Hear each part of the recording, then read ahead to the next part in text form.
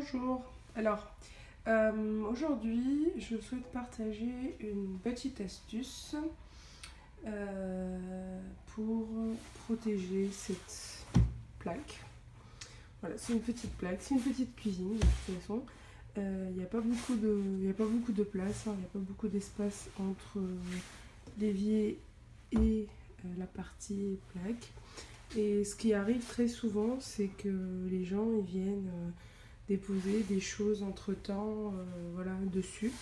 Et comme on le sait, sur une plaque à induction, ça peut s'avérer très, je dirais, parfois, bon, ça abîme un petit peu la partie induction ou autre, et on souhaite protéger. Il y a une petite astuce qui va permettre à la fois de la protéger et de l'utiliser comme un espace en plus de travail. D'accord ? Je vais la montrer tout de suite.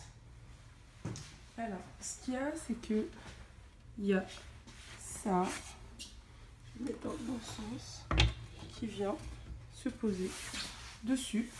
C'est en verre, d'accord ?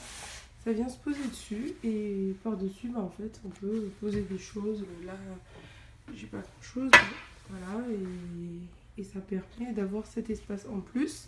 Bien sûr, il faut faire attention, bien évidemment, mais l'objectif, c'est quand même de protéger cette plaque, parce que c'est mieux.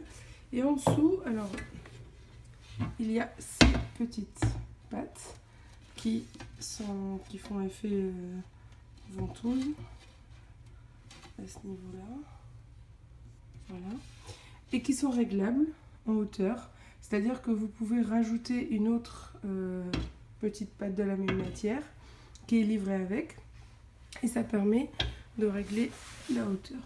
Donc là, pour le coup, ça tient comme ça bouge pas, ça glisse pas, ça adhère bien, donc il n'y a pas de problème.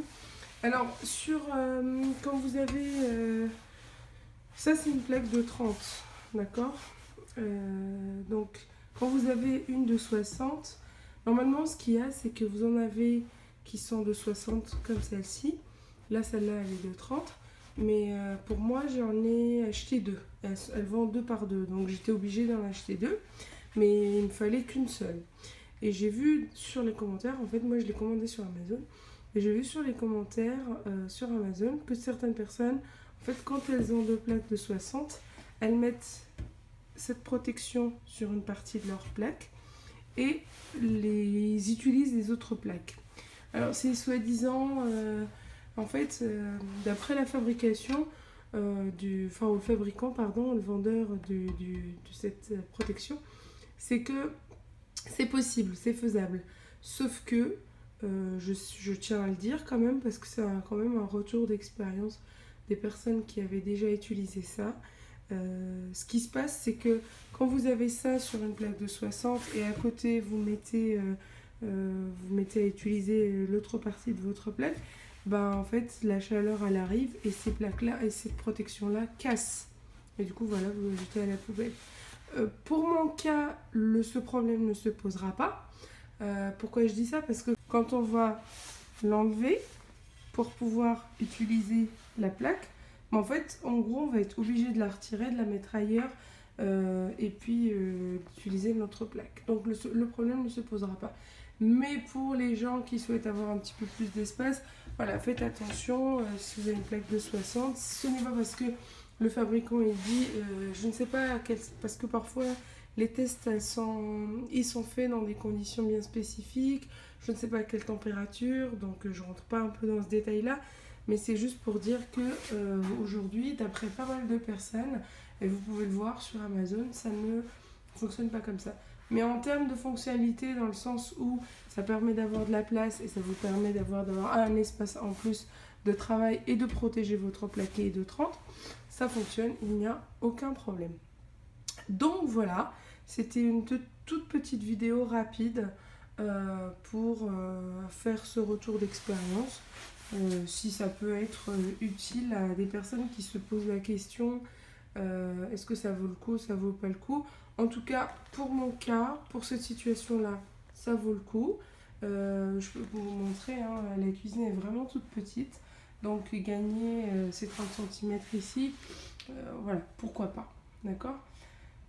Alors j'en profite pour un sujet qui n'a rien à voir. J'avais montré sur une précédente vidéo l'installation de mes LED qui sont juste là. Alors le rendu il est pas mal.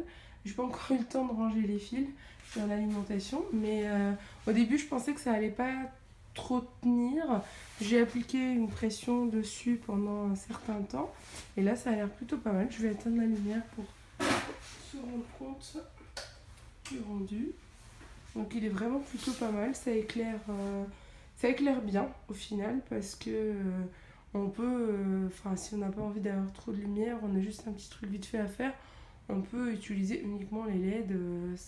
Je trouve que ça éclaire pas mal, plutôt bien le plan de travail. Donc le résultat obtenu est assez satisfaisant.